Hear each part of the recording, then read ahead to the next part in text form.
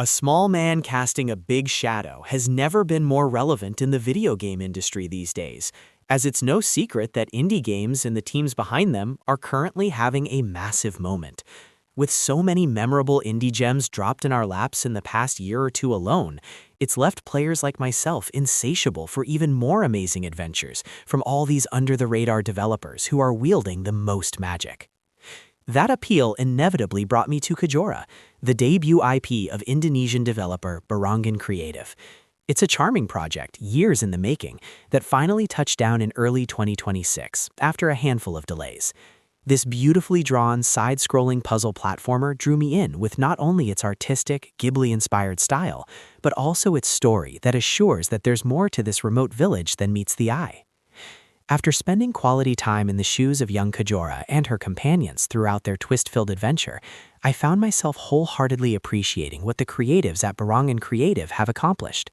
That said, there are some aspects that could use yet more polishing, and I found myself yearning for more depth to Kejora's world and all the supernatural elements at play throughout the story.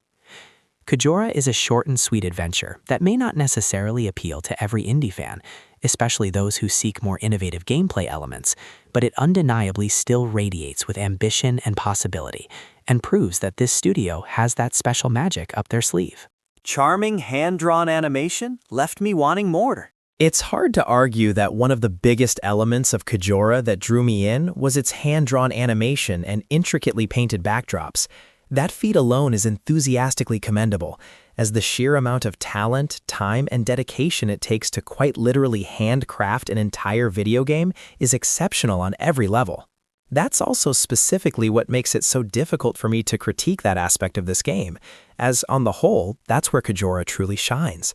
However, I can't deny that I found myself perhaps selfishly wishing that there could be even more to that craft. The personalized animations of little Kejora and those around her do remarkably well to meaningfully convey both objective and emotional information where we otherwise don't get it with voice dialogue. Still, the animations themselves sometimes feel a bit too short-lived or static to truly capture the gravitas of the game's heavier moments. I couldn't help but wish that certain scenes played out more thoroughly, or that Kejora and her friends had more variety of animated expression, given their big personalities. Kejora is a short and sweet adventure that may not necessarily appeal to every indie fan, especially those who seek more innovative gameplay elements, but it undeniably still radiates with ambition and possibility. Ultimately, it makes the experience feel more like a moving picture book, which works in some ways, but not so much others. Sound can tell as much story. One especially important storytelling element that seemed surprisingly lackluster in an otherwise beautiful game was audible ambience. While many of the settings in the game are visually stunning, unfortunately there's a noticeable lack of sound effects. There's the pitter-patter of Kejora's footsteps, the muted stomps of the shadowy monsters in the forest, or the brief scrape of objects when her friends use their push or punch mechanics. However, this minimal use of sound effects is just not sufficient enough when the experience takes you through various unique, often vibrant areas full of aesthetic details. And, furthermore, when the hand-drawn animation employed is fairly limited and voice acting is entirely absent. Sound is an incredibly powerful and versatile tool that can help a gaming experience come full circle when certain higher-end elements are realistically out of reach, or simply not part of the vision. Instead, Kejora's village and the forests surrounding it feel audibly muted. No birds chirping, no rushing waters or gusts of wind, or background chatter of her neighbors. When the story progresses into its more supernatural settings, those feel even more muted, which inevitably takes some of the weight away from the story's most important moments. The short music tracks that play throughout the game are forced to bridge that gap much of the time, and it just isn't enough. Character mechanics still need polish. Kejora's adventure to save her village is shared with her two closest friends, Jaka and Guntur. Along the way, they help provide different means to overcome physical obstacles and put together traps for enemies. However, rather than having each character perform these actions on their own, Kejora serves as the catalyst for every mechanic. To be more specific, if Kejora needs a boost from Jaka to get to a higher ledge, you first have to position Kejora in the correct spot for the boost, then press a button to bring up a mini-menu that allows you to briefly switch to Jaka and essentially teleport him to Kejora's spot for the action. rather than allow you to fully switch to a character and gain control of their movement, even if just to move around. It's a somewhat awkward teleport minigame that's very much trial and error. Sometimes it takes a few tries to get one of the characters to actually perform their designated action, which makes progression through areas feel a bit haggard at times. The game also features stealth sections, particularly where you have to evade the mysterious, shadowy monsters lurking in one area or another. It works well enough for the most part, but when it comes to employing stealth mechanics in a two-dimensional side-scroller setting, providing players with reliable cues for where safety is and an understandable hostility meter for the enemy being avoided is pivotal. Thankfully, these sections were kept simple enough to where intricate cues weren't necessarily needed, so it's more of a personal nitpick than anything.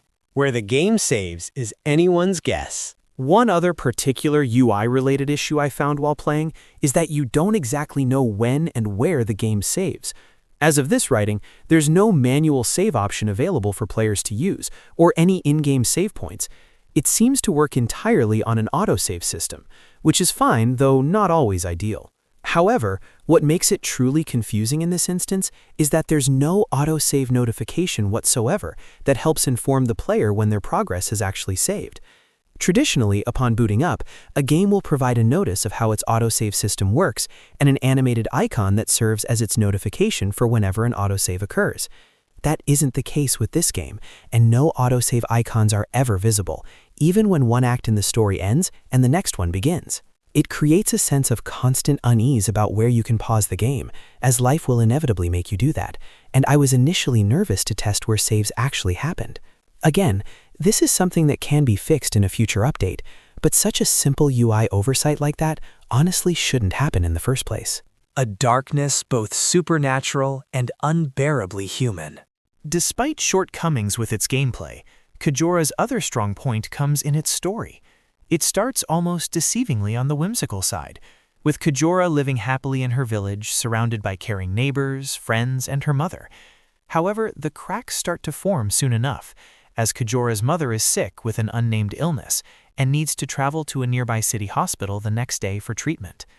As the day passes and midnight peaks over the village, a mysterious clock rewinds time all the way back to the previous morning you just experienced. The day transpires in much the same way, leaving Kejora and the other villagers none the wiser, but the player with certain unease. This occurrence belies a supernatural curse that has taken hold of the village and trapped it in a never-ending time loop for a long, long time. Despite shortcomings with its gameplay, Kejora's other strong point comes in its story. As Kejora and her friends work to unravel this curse and its source, their journey takes them to some otherworldly places and manifestations of surprisingly dark themes that add even more depth to the story as a whole. A darkness that doesn't just stem from the curse's machinations, but from the dark influences of humanity's worst sides. On that front, I almost couldn't help but feel that the studio's Ghibli inspiration not only feeds into the game's animation, but its storytelling elements as well. Closing comments. Kejora is an absolutely charming and ambitious indie platformer adventure that has all the necessary narrative bones for a visually compelling experience. In terms of story, it largely hits the mark. However, the shortfalls in its awkward gameplay, lackluster sound design, and noticeable UI blips stagger that experience to a degree, and it probably could have used more time in the oven on those fronts. Nevertheless, if you're a fan of hand-drawn animation in games, especially of the Ghibli variety, I would say to give it the chance it deserves.